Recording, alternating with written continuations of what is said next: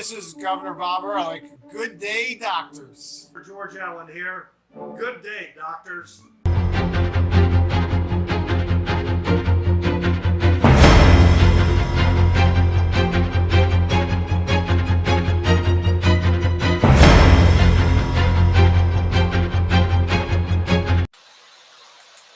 It is that time of year again. We are in Shamrock Shake season. Yes, today is Shamrock Shake Friday. Looks like they used a lot more green color in yours. Yeah, I have to say, Dwight, mine was pretty. I don't know about. I don't remember what they usually taste like. Mine tastes like Minty a goodness. lot of sugar. Just a lot of sugar. It's very sweet. Yeah. I'll be I drinking mine throughout the episode. think the Chick-fil-A peppermint shake is sweet. You see, these are not as dark green as the one you have. Mm-hmm. But anyways, Shamrock's season started Monday. In Montgomery County, Don found one last Friday, actually, a Shamrock Shake. That's right. I feel like this is something that I actually beat Dwight to the Shamrock Shake. I know. It's like I did not realize that that was a lot of. They'd already brought him out, and I remember I went Tuesday to get a Shamrock Shake. I went to the Monkey Mall, Montgomery Mall, McDonald's, and got a Shamrock Shake there. And at first, I was a little hesitant because the woman was like, "Oh, we don't have." She gave me strawberry milkshakes instead of Shamrock Shakes. But no, I asked for a Shamrock Shake. You do have those, don't you? And so they came back, and Chris was very disappointed. He threw out 2 strawberry milkshakes, Yeah, after watching Chris, just take home everybody's leftovers, which is a little scary. But do you remember Steve Schmidt, my friend from GW? He was from Wisconsin. There is something in the water. Everybody from Wisconsin I know is like that. And he's not even from Wisconsin. He's just culturally Wisconsin. He went to school there. Yeah. I don't have any problem with taking leftovers home if they're your leftovers or if they're untouched from someone else. But when somebody else is actually eating their food and then you're taking home the rest of someone else's food, that's a little worrisome. I'm sorry. That's just like, especially when you're still under this whole COVID bubble. On top of that, that's right. That was your birthday. We were in Delta then. By the way, speaking of that, Montgomery County is going to lift. The mask mandate expire on Monday at noon because I don't know what it is. Maybe Omicron. Is it Monday at noon or is it Monday at midnight? I thought they said 11:59 p.m. Did they say 11:59? Oh, did they? Okay, because I heard noon first, so that means they may have changed it now, which is good too. Got to watch that AM PM thing. I don't know which way to. The sooner the better. Okay. Yeah, it's like Omicron Prime is going back to Cybertron, so they no need to worry about that. So it's been a Dwight. I mean, your influence on me. I couldn't have cared. A couple of years ago, I couldn't have cared less about a Shamrock Shake, and there I am last week looking for a Shamrock Shake. I was looking for something, and then I decided, well, what's that? Let me check and see if it's available on the app. This is ridiculous. This is how much influence you have now had on my life. Shamrock Shakes are really, really good. I mean, Jason, you've been a connoisseur of fine Shamrock Shakes for many years. I've always liked mint chocolate chip ice cream. I've always been a big mint flavored stuff. I don't like peppermint. The Chick-fil-A peppermint. Oh, I don't like. I don't like. I don't know. There's something. I like the fake greenness of the mint more than I like the real. Come on, it's like real shamrocks. They blend into the. Mm-hmm. They just put little leprechauns in the shake and blend them up.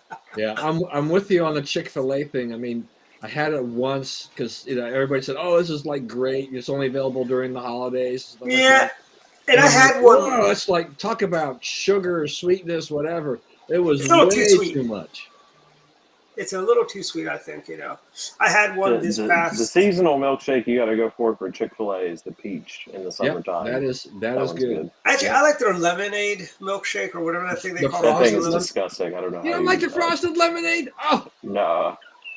They used to have in Florida. They have a frosted orange, which is really good. It tastes like an orange creamsicle. That might be good. I don't know. But Jason, on our way to Ocean City, now that we know there's a cookout in Salisbury, we got to stop there for their version of the Shamrock Shake. The mint Oreo shake at Cookout is better than this. Yeah, of course. I will say that.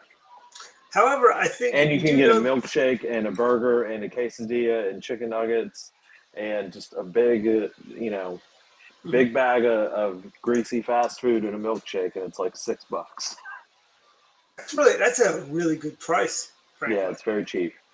Is it still $6 after all this inflation? I don't know. By the time we make it out to Salisbury, it might be $11. Maybe 18. Maybe 18. And it'll cost us $350 just to drive there. Well, the gas is not so bad. I mean, gas gets cheaper as we get on the shore. I didn't take a picture of gas. We're kind of rambling a little bit here, but I didn't take today as I was driving to Annapolis and Edgewater. I saw gas at $4.04 at one of the Wawas. This isn't DC. This isn't the That's most crazy at a Wawa's. It was at a Wawa in Edgewater that they were charging $4. Oh, I know which one you're talking. This one down by Glory Days, right? Yes. I know that Wawa's. I know that Wawa's well. Mm-hmm. And I mean the price of gas. $4.04. That's scary about what everybody else would be charging. Well, I tell you, there's a what's that gas station in downtown Bethesda on River Road. It's the cheapest gas station there, but it was still like $3.38 a gallon. But I'm sure it's up now because we're all preparing for the Russian invasion of Ukraine. And I mean, Joe Biden's been saying it's been imminent for the last at least 2 weeks, so we're still kind of waiting for Joe Biden. Are we supposed to suspend belief that this has nothing to do with the Durham report and the possible implication of a possible indictment of Hillary Clinton people? Just saying. I know they all like to say, "No, this is very serious." Like honestly, I wish we could believe you people, but this is an administration, that, and then he says we're not going to do anything. We're going to just let them invade. I mean, I hope we have the good sense of giving, because there will be. It's not going to be a slam dunk for the Russians. They will have to fight a guerrilla war in the streets of Kyiv and around. And I hope we do give the Ukrainians javelins. I know Joe Biden ordered AMC to triple the production of AMC javelins so he can send them to Ukraine, because he's just a confused dope doesn't know the difference between an AMC javelin and a javelin. Okay, so that line only goes for a certain part of the generation here, don't you? Yeah. Jason has no idea what a javelin is. It was a cool looking car by AMC. Mannix used to drive one in his show. Mannix, he had a javelin. The long gone AMC Corp. Yeah. Right? But I mean, 140,000 or so troops, give or take, out there, and Putin saying, "Oh, but we're just doing military exercises." What would their reaction be if we had 140,000 troops in Key West just doing military exercises? We circle Cuba a couple of times, fly over and stuff like that. Would they not think that we were preparing for an invasion of Cuba? Yeah, well, I mean, everybody's kind of waiting for it and everything like that. What was interesting is that for me was that I didn't realize that that Ukraine has been waiting since 2006 for admission to NATO. Yeah, and why are they not in NATO? I mean, do we really care if the Russians are happy or not? Frankly, if they were if Ukraine were a member of NATO, this would be not an issue. They would not dare invade a NATO country. It's kind of like when the Federation was bringing Bajor into the Federation. Since they were not part of the Federation, the Cardassians did what they wanted with them, and they knew the Federation really wasn't going to do much, And that's the situation here. We need to let the Ukrainians into NATO. I know a lot of people say, "Oh, we shouldn't do that," but no, I think we should. I think we should give every one of those former Soviet republics NATO status, bring them into NATO, and just circle the noose around the Russian bear, and then basically just cut them off. I mean, they're a dying empire. Putin cannot withstand a protracted guerrilla war in Ukraine for more than 2 years, 3 years tops. Otherwise, they're gonna have to cut and run like they did in Afghanistan and flee. And because there will, and I think we should be. I hope the Ukrainians they'll have a government in exile set up in Paris or someplace else, and we don't recognize the puppet regime in Ukraine that will be installed there by Putin, and that way he'll say, "Oh, I'm not annexing it. I just put my little puppet here." And if we don't recognize it, we let. I mean, look, Putin's not interested in, he wants this. I mean, he wants Ukraine. I mean, this is all part of reestablishing the Soviet Empire, right? I mean, but see, this has to happen fast for Putin. He cannot afford a long, protracted war in the Ukraine, frankly, and he's going to get a long, protracted war. I think. I don't think it's going to be, and I think the Ukrainians are going to roll over after 20 years of freedom and democracy there. I don't think Biden can afford a protracted war either. I mean, sending our troops over there and stuff like that. I mean, that they're already struggling on trying to figure out, what their foreign policy is supposed to be. But they do have your favorite person, Kamala Harris, over there in Germany. Yes, she finally gets to go to Europe. She finally gets to go to Europe. She's never been to Europe. She's going to Europe. I wonder if she's going to go to get pictures with the royal guards at Buckingham Palace while she's in Europe. I know she's going to Germany. I wonder if she's going to go look. I wonder if she's going to go look for the Berlin Wall, which isn't really there anymore, to chip off a piece of it to take home. She's going to do all the touristy things. Isn't she there to just solve the border issue then between Ukraine and Russia right now? Because she's Dwight makes it sound like she's going on vacation. Yeah, look, trust me, I'm willing to bet. You can say that. You can say probably that Biden and Kamala, they've been on vacation for the past year or so. Well, isn't Joe going to? Isn't he in Wilmington now? It's 7:00 on a Friday night. Isn't he back? Well, I think he said that he goes back to Delaware every chance he gets. Right. That's more important to him than running the country and solving the problems. Yeah. Just go back to his basement for a while and hope things will cool off and then come back. But do you remember the grief President George W. Bush got when he'd go to Crawford? He'd go to Crawford, be working, and then they go, the president works on his ranch. Like the media hated that they had to, in the August Texas heat, while the president is working on his ranch, they're following him. They can't stand. That's what they hated more than anything else. If he was going to Martha's Vineyards, they'd have no problems with it. But I mean, come on, he's actually working with his hands. I mean, Reagan got criticized, Bush got criticized, Trump got criticized. Yeah. It does seem to fall on Republican presidents when they go to those home bases, that they're the ones that get a lot of attention and a lot of criticism for that. But it's pretty quiet if the Democrats do the same thing. They don't really talk about when they go home. Yeah, and President Trump didn't even take a salary. This guy's taking everyone else's salary. Yeah, I mean that I thought was remarkable. Was just that, I mean, how he was just trying to show the public, like, look, I'm going to donate my salary to something different every quarter and whatever. Mm-hmm. No, there isn't a president that'll ever do that again. Well, Mitt Romney was going to do the same thing. I mean, love him or hate him, but Mitt Romney said he wasn't going to take a salary either when he ran against Barack Hussein Obama. Well, Biden doesn't need the money, right? No, he doesn't. The Chi-Coms are paying him enough. Isn't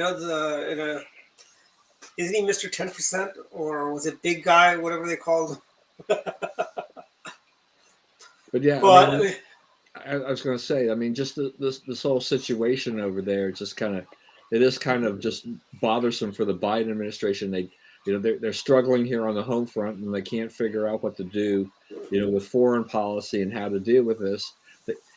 It was interesting to see too that they're so sure that there is going to be an invasion. I mean, they've in essence moved the embassy operations to the border with Poland and Lviv. And so they've disabled all the phones and destroyed any technology in the current embassy, just in case there is an invasion. So just if nothing really happens, and I don't really know what's going to go on there because I'm not up and down over there, but nothing really happens, then the U.S. has spent who knows how much time and money destroying things only to probably have to come back and then rebuild it again. What do you think of this, Jason? Vladimir Putin hangs around until April 1st, then he goes, April Fools, I fooled you, Joey. And then he just pulls his tanks and trucks away from the border as a big April Fool's joke. That would be great, except the media would probably claim it as Biden's the smartest diplomat in American history and orchestrated all this stuff. Even though in this hypothetical situation, Putin is playing a joke. Yeah, it'd be like an episode of Punked, you know. It's a Russian punked and they're punking the president of the United States. I mean, there are reports that this is a false flag operation, but I think that's a good point, Jason. Though, just to think about that, you know, there is that other side there where if Putin does pull back and nothing really happens, you know, will the Biden administration get credit for defusing the situation? And they'll be the Biden administration, they're foreign policy geniuses or something like that. Well, not to be a conspiratorial guy, but I will tell you this. What do you guys think of this?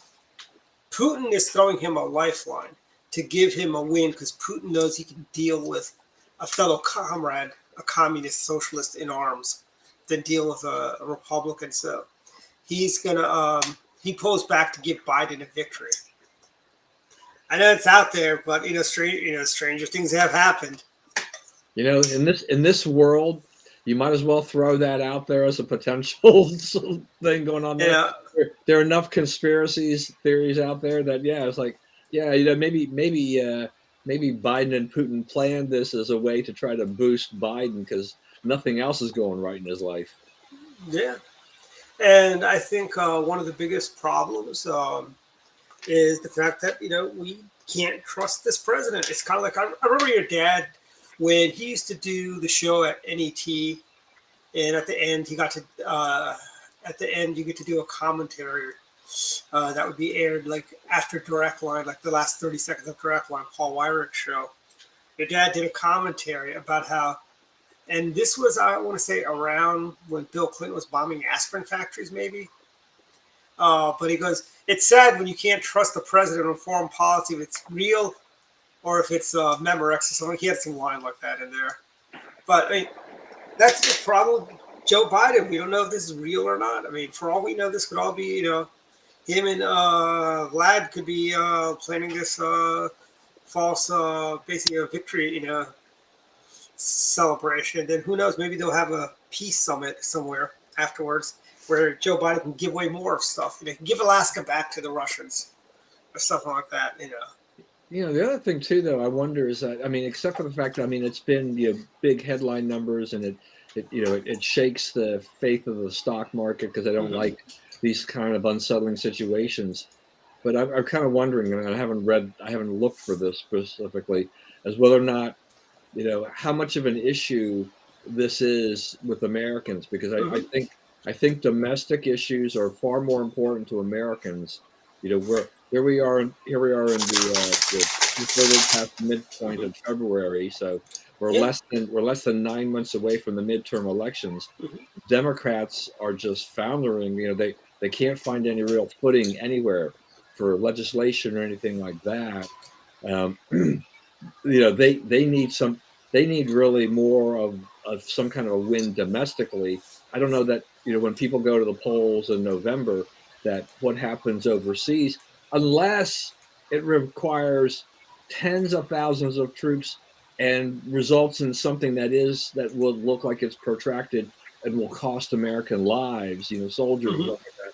I don't know that that's at the top of the list for people, because I think the pocketbook issue is going to be extremely important coming into the fall.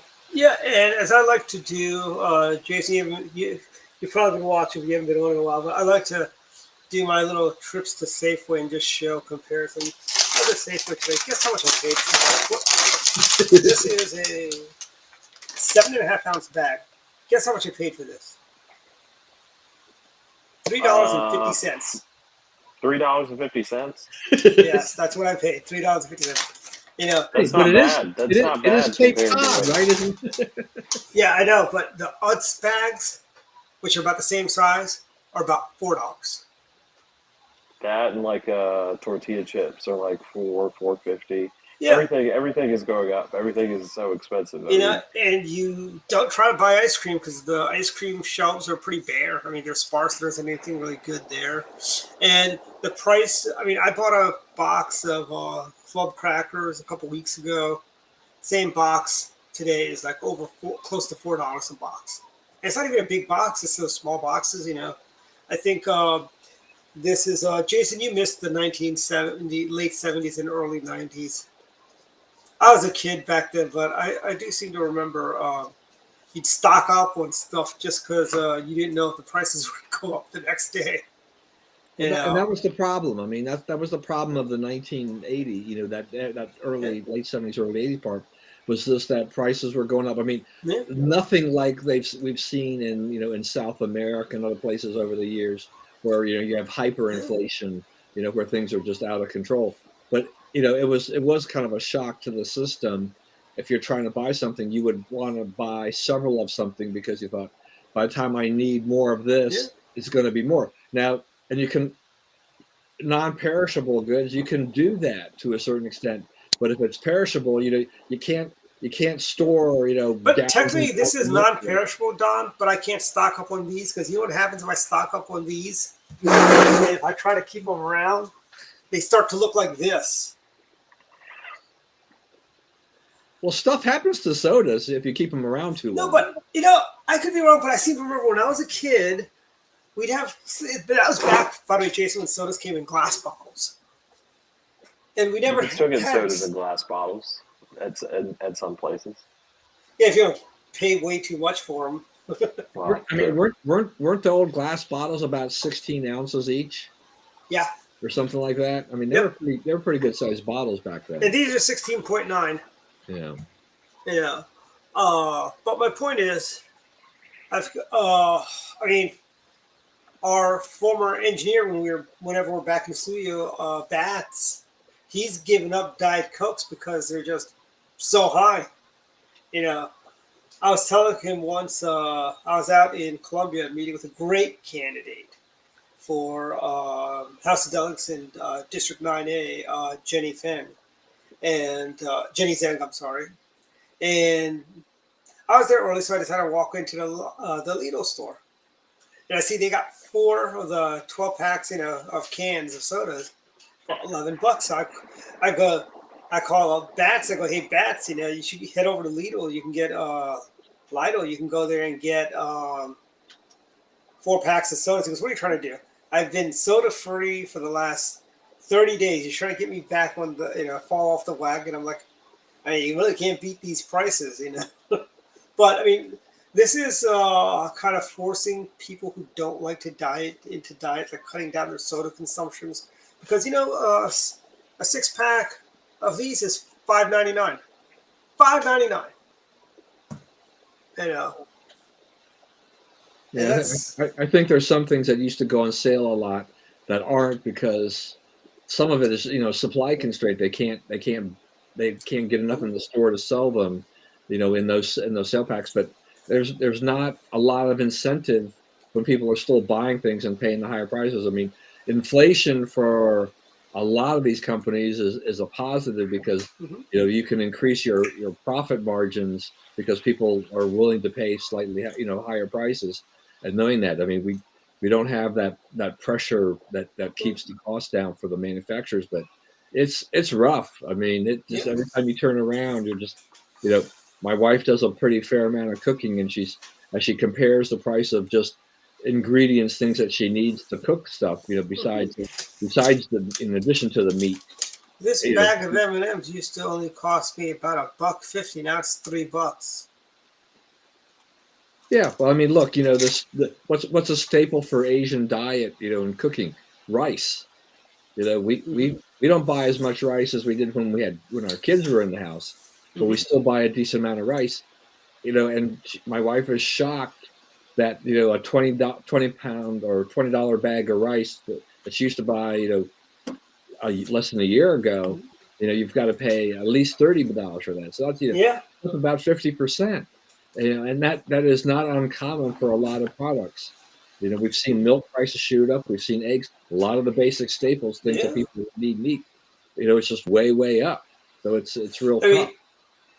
by the way, if your wife wants to get rice, a good deal, go to the Patel Brothers. You can get like a big bag for about $40.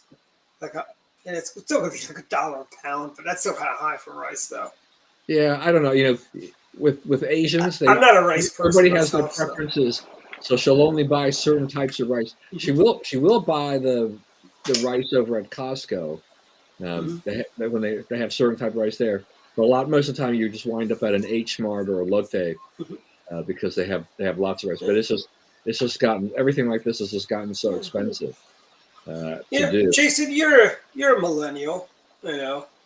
You're a young person. Do you find that you're hit a little hard by these price increases? Should the MVGOP be giving you a raise or something like that? Of course.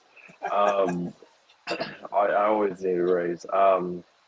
Yeah, I mean, you know, I used to go to the grocery store and it would cost me, you know, I wouldn't spend a whole lot on groceries. It would be like $80 a week or something like that. And now it's like, you know, all these little like $2 increases on everything, $3, $4. It adds up, and then you end up spending, you know, $115 at the grocery store or whatever. So yeah, it does hit kind of hard, and you know, the electric bill's a little bit more than it was. Yeah, Price at the pump is a little higher. Putting gas in the car too. Even that. I mean, I used to pay when Trump was in office, and you know, like March of 2020, February 2020, the gas, it would cost me like $34, $35 to fill up on empty. And then the other day I was on empty, and it was like it was in the 60s. It was like almost $65. Yeah, it cost me $85 to fill up my Yukon when it's on empty. $85. So now what I do is I fill up every quarter tank, so I feel better about myself only paying $40 or $30. That is a strategy. It does feel a little bit better when you go and fill up when you've only used up like a quarter of a tank, and then it's only $15, and you're like, oh, that's not too bad. But speaking of cars, Dwight, I was driving down the road the other day, and I did see a Grand Wagoneer. I don't know if they've shipped out to people or not, but the Grand Wagoneer you can buy with the deal. You can go to the dealership and buy them. Actually, okay. I wasn't sure. I know that. I know you contemplated it for a little bit. Yeah, I've got the Hummer. It's actually going to come in December of 2023. In theory, knock on wood, as long as it doesn't get delayed anymore. But my neighbors just bought the all-electric Kia crossover. Maybe that's what they're trying to make us. Maybe they're trying to make us give up and all go. Remember, this is what Al Gore. This is Al Gore's utopia. Al Gore wanted gas to be around $4 a gallon, so we just won't drive as much. We'll just take the bus. But last check, I don't think you have too many bus lines in Anne Arundel County where you live, right?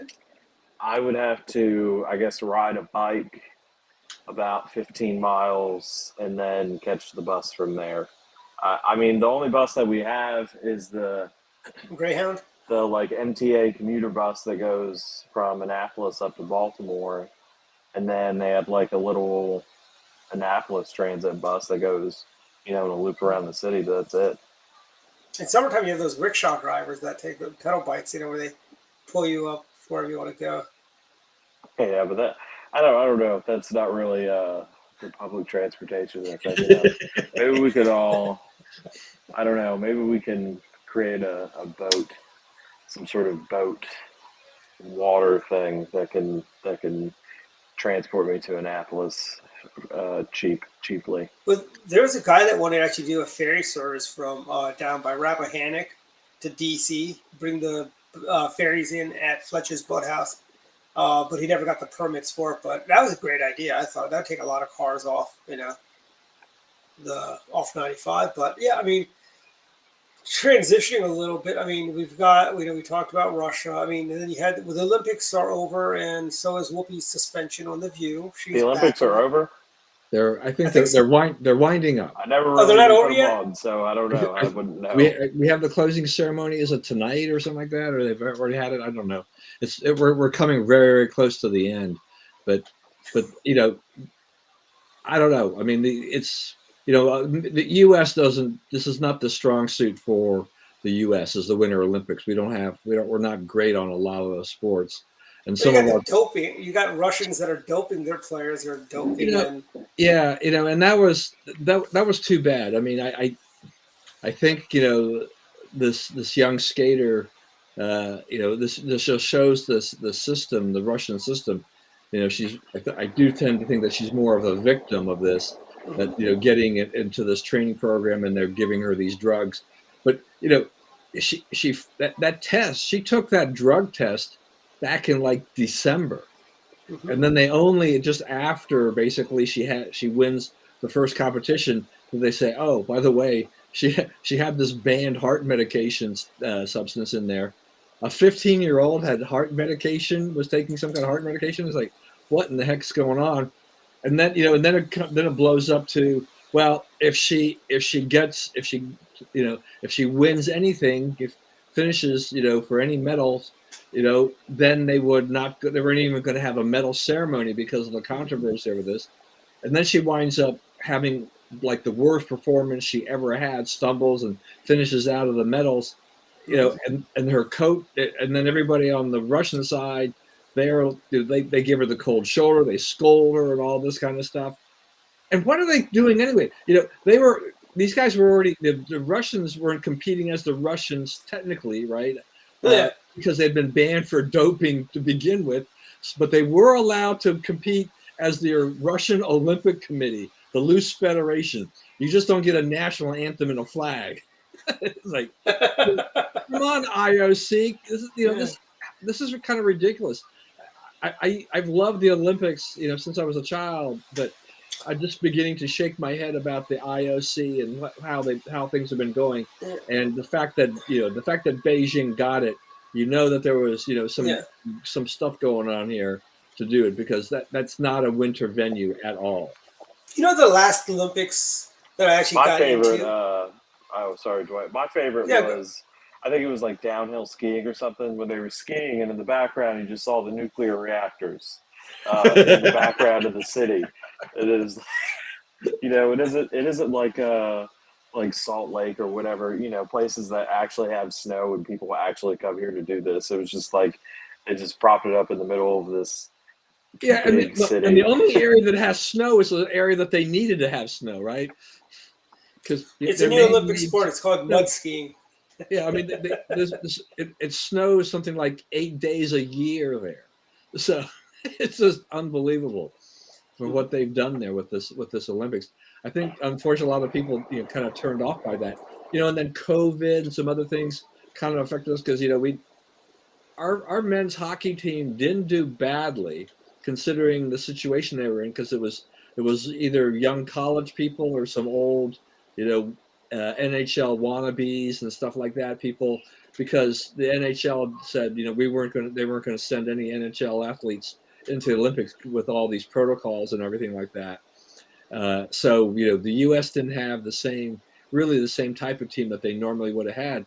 And they fell a little short, but I don't think it was a bad thing for them in the end. But Michaela Schifrin, high expectations for winning medals in skiing, and that didn't work out. And which then gets to the other side of what we've been seeing in the Olympics, since the Summer Olympics too, was this now, and even with tennis, is mental health. Because we had Simone Biles with the Olympics, we had Naomi Osaka, tennis, mental health, and now we've got Michaela Schifrin, and people rally around all these people now saying, we understand these mental health challenges and all this kind of stuff. So now this is becoming a big issue, with everything. Yeah, I mean, the last Olympics I really got into was the 1980 Winter Olympics in Lake Placid, where the Americans beat the Soviet hockey team. I have not gotten into the Olympics since that year. That tells you how prioritize. Where were you, like 10? No, I was younger than that. I was 8 years old. Yeah, I mean, people will always fondly remember that. I mean, look, it's 1980. I mean, yeah, so it's been 42 I think years. I even fell asleep during the game. I think I woke up at the very end. Yeah, that's one of the great moments in Olympic history and American sports history is the miracle on ice. But Mhm. you don't get a lot of those anymore. Yeah. And I think that, it's unfortunate because I think the Olympics is now becoming kind of falling under this cloud of controversy. The rules are very uneven. They're not enforced, the way they should be. How the selection process goes, and things like that. I mean, I think we may have talked about this last week. Oslo was in the running, right? I mean, they wanted it, and it would have been fine, but the IOC pushed for a lot of garbage that they wanted to force Oslo into making. They wanted all these things, and Oslo said, no, not we're not going to do that. And you kind of wonder, with if we're going to be living with COVID, some kind of variation of that for a long time, uh, how that affects future Olympics down the line. Are we ever really going to get back to full spectator participation and other things? Are other countries going to get a little bit leery? How much money is involved in this now? How many countries want to host an Olympics? It's expensive. I mean, you could go back to Salt Lake because I think the infrastructure, a lot of it is still there, so they don't have to start from scratch. But that's a lot of money for the host city to pull off. And And if you're not going to get these ticket revenues and television revenues out of it, you're going to get screwed. and these Olympics aren't like they once were, where they were a big pomp and pageantry. It's not the same. It's kind of, I don't know, Jason. You've probably never heard of this, a World's Fair. Have you ever heard of those? Maybe in history class, you heard about the famous New York World's Fair where they did the Actually, it was actually a World Expo in Queens. Yeah, I vaguely remember us talking about that or something. Yeah. Yeah, those used to be a big deal. I mean, I think the last one I remember is the World's Fair in Knoxville, which they did a lot of hoopla for. And then after that, it was New Orleans had the World's Fair like 2 years later or something like that. So I was in Knoxville. Oh, I don't know how many years ago it's been now, but we were Hey, Jay, staying. give you context. That's the one where Bart Simpson, when they rented a car, Bart got a car. They went to Knoxville to the World's Fair. But the World's Fair, there is some semblance to Olympics because Knoxville spent a lot of money to turn the city and open it up for this World's Fair, right? And the site of that, a lot of activity was 3 or 4 blocks from the hotel I was staying at. So I was there in the summertime. So I walked over there, and it's pretty desolate. I mean, they've got this thing, they've got this venue, the tower, but they really can't use it for much of anything. So we saw in The Simpsons it turned into a wig store. There's a guy selling wigs in there. But it wasn't. Didn't they just have one in like Dubai or something like that, Did or somewhere like that? Oh, I think there's like yeah, I think it was like the World Cup, like when they did the World Cup in some country in the Middle East, and they had Well, the the World Cup comes up later. I think they switched it to like December. It was because it's cooler, but I think as kind of a precursor to all of that, I thought it was Dubai or someplace like that. Actually, had this big kind of they were trying to pull off this World's Fair type of thing to try to showcase what's going on. Did they rename the World's Fair to the World Expos? Because if you remember in 1982, maybe, no, I want to say 87, 86, they had Expo Japan, which was like the World's Fair. You had all these pavilions. Well, so when I was... There was a Guymera movie. When I was about 10 years old, going on 11, my father had a government trip over to Japan. So that was Expo 70 at that point in time. Okay. So what I remember from that, so because it's been like 50 years now, was that we always went in the VIP entrance. Yeah. And my father told me the story later on. So I told him, I says, how happy I was that he knew like the VIPs, the important people, because I didn't have to wait in those long lines. And my father then explained to me that he was the VIP. That was because the people were getting in there, because he was part of the representation of the Federal Reserve. They were doing banking stuff over there. It's like, I had no idea. I tell you, there was a Guymera movie, a Japanese kaiju movie. done by Toho Studios' competitor. They have a giant turtle that flies and can breathe fire. But there was a movie where they really hyped the expo. The whole, basically, like half the movie was a commercial for the expo in Tokyo. They showed off all the pavilions and all that amidst the giant All right. monster attacks. So as we're discussing this, I decided I thought I better look this up to see what's going on in here. So it's kind of funny that we're talking. So it's called Expo 2020, and it's in Dubai in the UAE, and it actually just started. Oh, It's nice. from February 17th to 27th. So yeah, I that's tell you, the old World's Fairs, like around the turn of the century, those were. I mean, the Eiffel Tower was unveiled at the Paris World's Fair back in 18 something or another. You had Henry Ford unveiled the Model T at one of them. Farnsworth, well, actually, RCA unveiled their television at the New York World's Fair in 1950 something.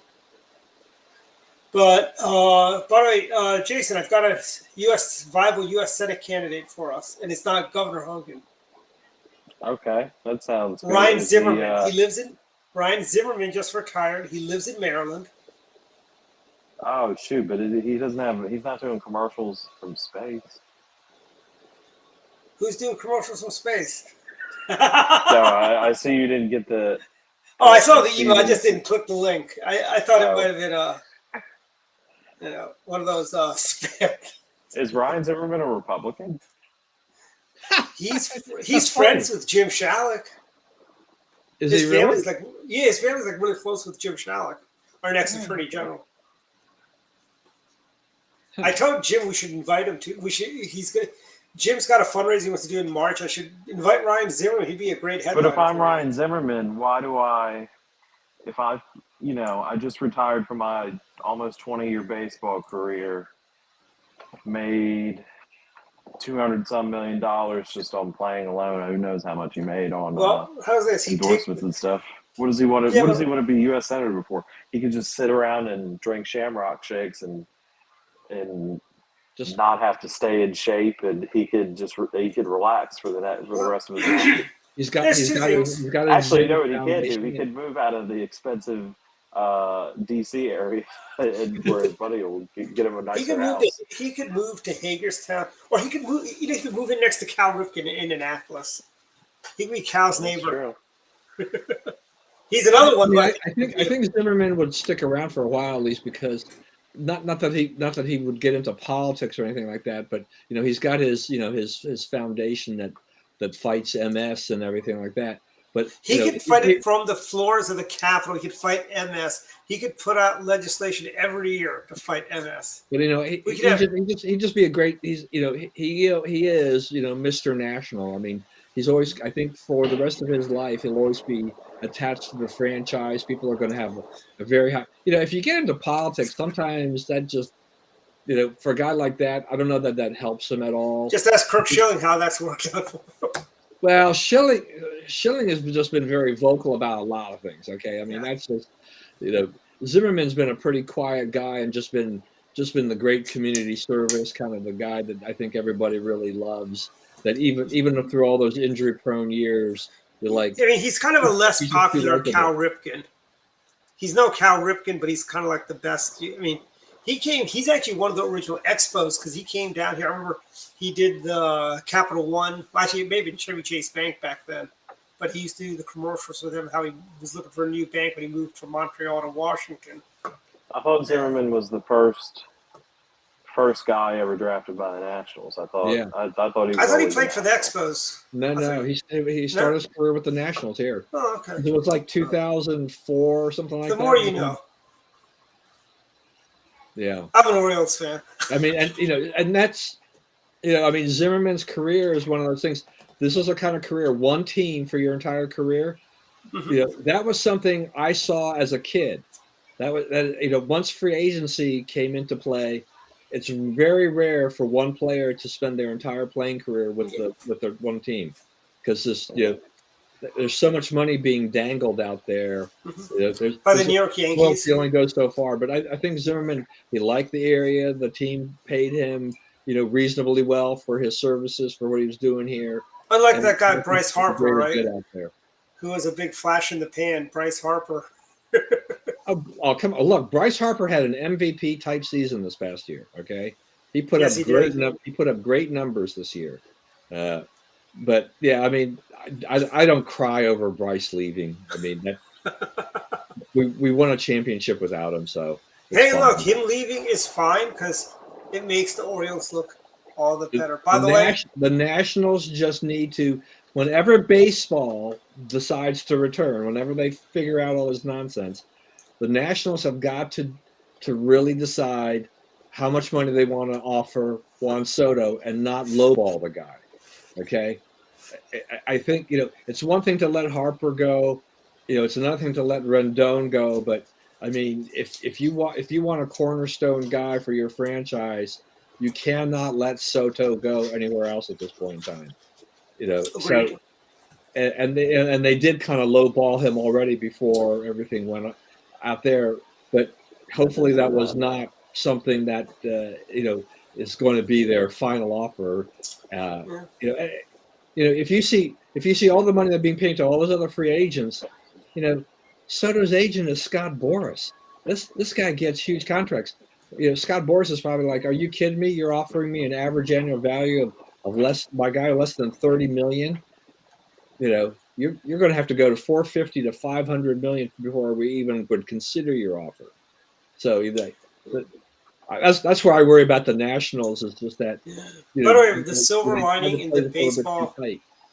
the lockout the owners are doing, They're in better shape than your beloved Orioles. So they are. But let me tell you, there's a silver. It's Orioles magic because this means they will. If they are still in a lockout during opening day, the Orioles will be undefeated for a few It's true. days. As long as they're locked out, the Orioles can't lose. that's right. Exactly. But Or how about this? the Even better, baseball- Jason. I mean, And the fan attendance in Camden Yards will be about the same. Yeah. Actually, here's the thing, Jason. The Orioles actually make money year over year. I mean, Orioles fans have been there through the good times before you were born, Jason. Were the good times in Baltimore. Actually, we had a few good years. You may have been around for the 90s when they were winning games. That was actually early 90s. So you probably weren't around for that either. Never mind. But the Orioles, it's got a very loyal fan base, and it's a very Baltimore team. I mean, the Orioles can, even as bad as they are, they can still turn a profit because their payroll is so low. Yeah, because that, the owners are you don't cheapskates. need to sell a lot of tickets. You still have a portion of TV revenue and other things going on there, and other endorsement things like that. They have, since they gutted that team and basically have just a minuscule payroll. That team, they can turn a profit being a terrible team. And every time the Nats play, the Orioles get a piece of that revenue too through Masson because they're part of the owners of the Masson network. Yeah, The I mean the Orioles have big control over that. I mean they didn't, they wouldn't, they kind of had the veto power of even letting the Nationals become a team, and part of that too also meant a really sweetheart deal on the TV contract locally, for which. So even if the Nats do really well, the Orioles will do very well because they're making the bottom. Sure, yeah. And all so. that. I mean, I'd like to have both teams. I'd like to have these teams be more competitive, in the next couple of years because it makes the series between them a lot more interesting. I'd love to see a Beltway two World lousy Series teams play each other is not exciting at all. Yeah. I mean, I'd like to see a Beltway World Series. Frankly, it'd be a lot of fun to see. That would be cool.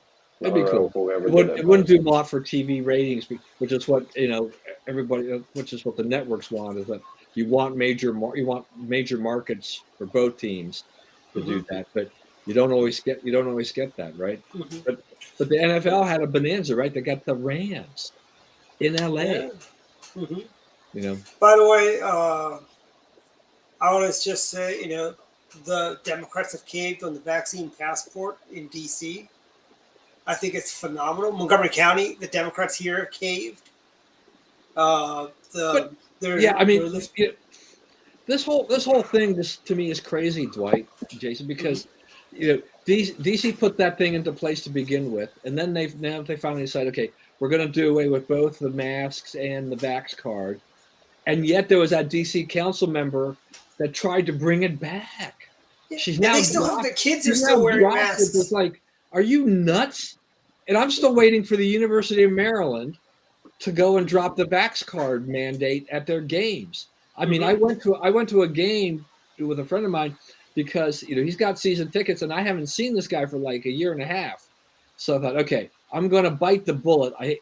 My general protest is I'm not going anywhere with my card to show my card to enter a restaurant or a sporting event.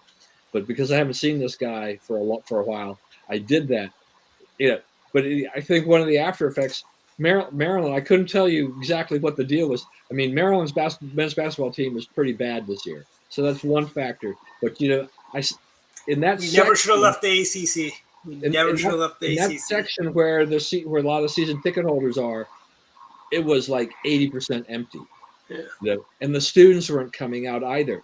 I haven't seen a game that poorly attended since basically the real kind of garbage games, all the easy fruit kind of low-hanging fruit kind of guys, where they pad the schedule at the beginning of the season. In like December, I used to buy tickets to games around Christmas time. They were cheaper that way. 5,000 people would show up or whatever to watch them play. North Carolina AT&T or something like that. That was what the attendance was like. They were playing a Big Ten team. They're playing Iowa, and they couldn't get people to come. It was so sad. But Maryland, they've done that to themselves between the vaccine mandate for people to attend, the Vax card, and just the way they've handled their team this year, hiring their coach and replacing him.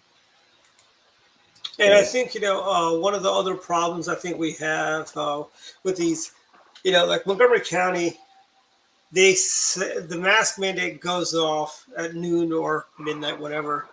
The lunatic council and the county executive decide. But you've got right now. I want to talk a little bit about the truckers and Xi Jinping and Justin Trudeau.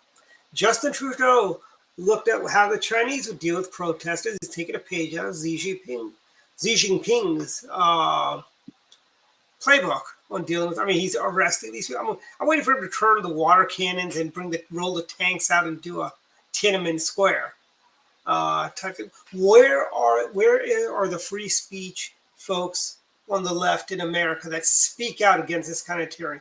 Remember, Justin Trudeau said President Trump was this tyrannical dictator. Look at this guy. I mean, the other day in Parliament, he shouts down a descendant of a Holocaust survivor. And what they're doing in Canada is, we would never tolerate the Chinese doing this. We should slap some sanctions on Canada, frankly. Yeah, I don't know. I mean, it's what Canada to me is doing too is just Trudeau. No more creatine. He's embarrassed by all the attention about their crazy policies, right, on the vaccine stuff. The truckers have just, they're just trying to say, why, most of us are vaccinated anyway, but why do we have to have this mandate? And now that you're seeing provinces in Canada that are dropping the mask mandates and vaccine mandates, everything like that anyway. So it makes Trudeau and the government look even worse now. Now that surrounding areas are saying, we're things are better. We're dropping all of this, and yet the government is holding firm and trying to punish these truckers. But we have to have emergency powers to deal with these people. They're just there has been very little violence or anything like this. They're just making a lot of noise and embarrassing the Trudeau's government. That's the problem, and he's trying to. And he's basically de facto declared martial law. Yeah, in a lot of ways it has. Yeah. It has. I mean, here's the other thing. Larry Hogan this week ended the mask mandate in government buildings in the state of Maryland. When will the federal government do the exact same thing? Right now, if I go to any of my government contracting places, if I go to NIH, if I go to their main campus, it's an open campus. If I am walking from one building to another, I got to have a mask on. It doesn't matter if I'm indoors or outdoors. I mean, that is just stupidity. They need to lift the mask mandates, frankly. You can't just keep doing this. I mean, I think the pandemic is over, frankly. I think a lot of this stuff now is just to bolster, basically let them lock down and control elections for the Biden administration, frankly. And here's furthermore, I think I have a feeling he's going to declare victory at the State of the Union. He may say, "Oh, look, I've defeated COVID." We can declare VC Day, victory over COVID. And the guy's a total dope, and he has no idea. He doesn't understand the science. He doesn't, and all these look. Omicron was a much milder variant than Delta, and I mean, I myself, I'm boosted, vaccinated. No issues there. And at the end of the day, we need to return to normal. We need to go back to being able to go to games without masks and showing ID cards. I mean, for crying out loud, it's harder to get to a Terps football game than it is to go vote in the state of Maryland. Right. That is, you know what? Exactly. That is true. It's an hour. I mean, hey, you think the Maryland legislature will go behind vax passports for voting? You got to show your vax card to go vote or get a ballot. Well, and the other thing about the vax card is that when we went to the Xfinity Center, so you show your vax card, but you also have to show them your driver's license so they can see that it's your vax card, right? So it's vax card and driver's license and wear a mask. Is this insane? I mean, that's more. Yeah, you're right. I mean, it's you can't show your ID when you go to vote in Montgomery County, right? Mm-hmm. And you know how many of our favorite watering holes and restaurants have gone under during this pandemic? I mean, Montgomery County. I mean, we lost Rockville Bagels, which was it City Bagels, whatever it was called, the one in Rockville Pike across from Micro Center. A great little place. They're gone. That was open for years. I want to say 50 years. They've been in business, and Mark Elrick and the Democrats just destroyed that business. There's Goldberg's Deli in Potomac that shut down because of Mark Elrick and the Democrats and the county council's policies. I mean, there's a Indian restaurant in downtown Rockville, Spice Sing, same thing, a victim of Elrick's and the Democrats' policies in Montgomery County. I mean, Jason lives in the one jurisdiction, I think, that believes in freedom, that really did not have a mask mandate at all after they lifted the mask mandates, correct? No, that's the opposite of what happened. Our county executive. Yeah, but didn't that get overturned by the courts? But didn't the courts overturn him? The courts overturned him shutting down the restaurants at Christmas time a year ago after they had been open since. We had the initial shutdown in spring of 2020. Everything opened up, and then December came around, they wanted to close all the restaurants again. Well, the county executive wanted to close all the restaurants again. It went to court. It was overturned. They left it open. The mask mandate was still in effect until summer of 21, and then they took that away. And then this past, it was New Year's Eve it went in effect. New Year's Eve 2021, and then the whole month of January, there was a mask mandate they put back in that nobody seemed to want. A lot of parts of the county, they didn't follow it because they weren't sure of whether it was legal or not, because the county executive puts in the mandate and the council has to get 5 votes to approve it. They only had 4. It didn't pass, and then the health officer just said, "I'm doing it anyway." So, I don't know. I don't know if Anne Arundel I don't know if you can say that we're a sane county either. Yeah, but I mean, the sad thing is, Stu Pittman is getting on the phone with Mark Elrick way too often, frankly. Everything. I mean, Nathan Volpe was at a club meeting I was at the other night, and it's like, all the guys that work for Pittman, they're all Montgomery County people, and they all. It's like they try to think of what ways we can think to make Anne Arundel more like Montgomery County. We're the bad. If the state of Maryland were a school bus, Montgomery and PG County would be the kids that sit in the back that would be causing all the trouble for the rest of the bus. Yeah, but you make all the kids sitting towards the other towards the front of the bus start acting up too. That's what goes on. That is true, but it's been I think I'm seeing an end, but I think in my county they're lifting the mask. I'm willing to bet around Easter they'll bring back the mask mandate just because they can to be pricks about everything, frankly. I mean, it's a virus, and they can predict when the spikes and the kind of the waves up and down go. Whenever the wave comes back, they got to decide whether, do we need to freak out and go back to mask and worry people, or is this a thing that happens now? It's like the flu season and people get sick. Oh, by the way, Tom Hooker in our county wanted to have the mask mandate for flu season too. He wanted to bring, this is going to look like COVID. Yeah, I won't be surprised that if mask mandates going forward wind up correlating a lot more with flu season type things like that. They try to do that as their excuse to put those in so that you get towards the fall or whatever, and that goes in, and you're going to be dealing with that for about 4 or 5 months or whatever, and then it goes off again. But it's that constant thing about, are we on a mask mandate? Are we not on a mask mandate? I really don't want to live the rest of my life having to keep switching on and off, back and forth, and everything like that. And it's got to drive business owners crazy and everybody else as well to have to deal with that. You know what? Dwight too. And one of the things I was not a fan of our public health guy, Travis Gales before. But what drives me even crazier in Montgomery County is that when you see the news and the county it reports on the county council about what they're doing with the mass situation. Mm-hmm. Is that the county council acting as the public health officials, and I'm like, so who are exactly on the county council is a public health expert? Yep. I mean, we had a public health officer who wasn't worth diddly squat, but boy, I mean, to basically say that the county council is now the public health officer, that's even worse to me. Yeah, I did the interview, because I had some time to kill with the MCEA, which is Montgomery County Educator Association. And one of the questions they asked me, what did you do to help people in need during the lockdown and the COVID pandemic? I said, well, I go to the Republican Party in Maryland. We set up a list of restaurants where we told people to go support, and our chairman and his wife bought $10,000 worth of dinners for local restaurants and stuff. They didn't like hearing the fact that I said that, and I always left an extra big tip for the people when I go do carry out and stuff like that. And we put together a list of restaurants we wanted to support. And they did not like. What did they want me to do? It's like a lockdown. What do you want me to do? Go work with the leopards? I mean,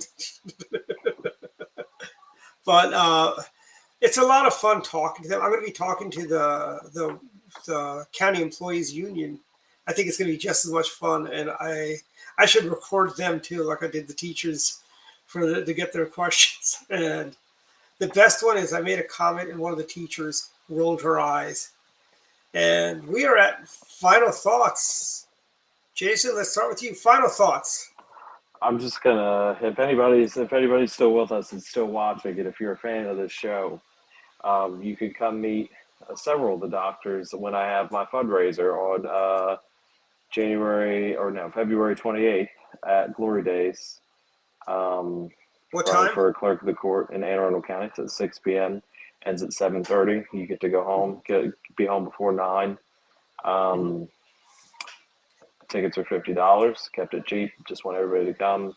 Oh, it's a Monday night. Things off good. Yeah, it's a Monday night. We have yeah. So how's it looking? You don't have any primary challenges yet. Not at the moment, but we had a whole nother month. We have a whole nother month. I know. Yeah, I don't like that they. I think they should have just extended the deadline for state legislative candidates. This is not going to affect you or me, who's running. I'm running for council. No. They should have just said, unless you're going to run for state house, the 22nd is the deadline. You know. I would have been fine with that, but I would have been fine with that too. That's not what they did, so whatever. But it is what it is. It's just idiocies amongst. When I took Chris up to file, right? Peter Franchot was there. And really? Peter asked Chris, "Are you running as a Republican?" He goes, "Yes." Chris goes, "Yeah, I'm running as a Republican." He goes, "Don't you let them demonize you." And I'm thinking that's kind of funny. That I think he's feeling the heat from his friends on the Democrats who are trying to demonize him as this right-wing ideologue. But Any other final thoughts, Jason? Where can they go to give you some money, Jason? They can go to my website, trotforclerk.com, and all the stuff is on there. And they should cover the antidote fees when they donate to you, right? They should always check that box that says cover antidote fees. That would be helpful. That's another like $2 that I get to keep. Yeah. So, Yeah. what is that? That's 10 palm cards or something. So Yeah, exactly. So yeah, go to Trot for Clerk and check off the box when you donate. Especially if you're donating less than $100, $100 or less, check that box off. Frankly, like if somebody sends you $25 and they don't take the fees, it's like we get $23 at the end of the day at that point. I know. Right. But Jason will take $23 because he knows $23 is better than $0. I'd take $1. You got to take all you can. You get. guys need to have matching funds like we do in Montgomery County. No, don't say that. we just stopped that from happening like a week ago. Don't say that. Yeah. I think it's idiotic, by the way. I don't like matching funds. I'm doing it because it's there and may as well take advantage of it. But I'd much rather just call my friends and ask for $1,000 a head and be done with it. Following the footsteps of Robin Ficker. Yeah. Oh, did Robin comment? No. No, I'm just saying. I'm just saying doing the public financing because, Ficker. I'll give Robin credit. I think he was pretty effective. He used that as a major part of his pitch. In terms he's one of the people that talked me into doing public financing. Yeah. You give thoughts? me this, I get 4 times the money. Yeah. He got 6, I get 4 times. But Don, final thoughts. Final thoughts. Just a couple things from the list. So, amazingly enough, in San Francisco, voters voted out. They recalled 3 Board of Election people out there by huge margins. It was like 75 to 79%. These people got just really thrown out of office. And it wasn't just like a Republican thing because registered Republicans are only 6% of the registered voters in San Francisco. So this was a big effort of a lot of different people who were sick and tired of these Board of Ed people, parents and others. These are the guys who kept schools closed during the pandemic. They also wanted to rename schools. They didn't like the Abraham Lincolns and the Thomas Jeffersons and things like that. They wanted to rename all those schools, and they just got fed up, and they threw these 3 other. Even the mayor of San Francisco was behind this effort. Probably political in a sense because she will get to name 3 new people to the Board of Education. Her choices. She's a liberal Democrat and everything like that. But I think they'll be just as bad.